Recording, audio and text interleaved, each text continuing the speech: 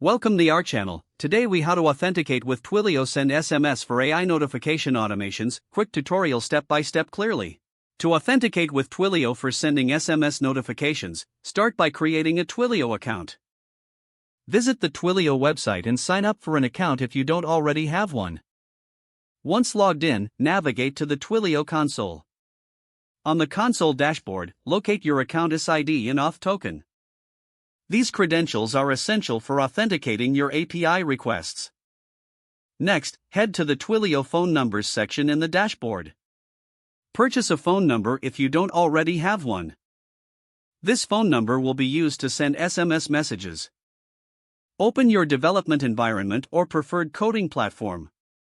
Install the Twilio helper library for your programming language. For Python, you can install it using pip with the command pip install Twilio. Now create a new Python file and start by importing the Twilio client. Use the following code snippet to initialize the client with your account SID and auth token. Next, set up your message variables. Define the from number as the Twilio phone number you obtained earlier. Set the to number as the recipient's phone number.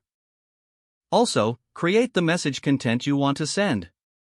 Now, use the Twilio client to send the message.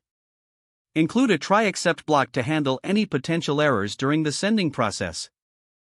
If successful, print a confirmation message including the message SID. In case of an error, print out the error message for troubleshooting.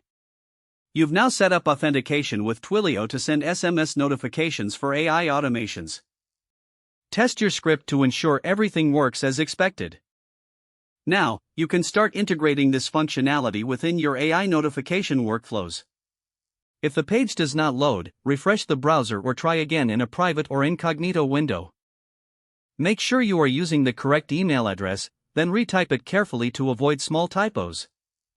If your password is not accepted, use the reset option and create a new strong password you can remember.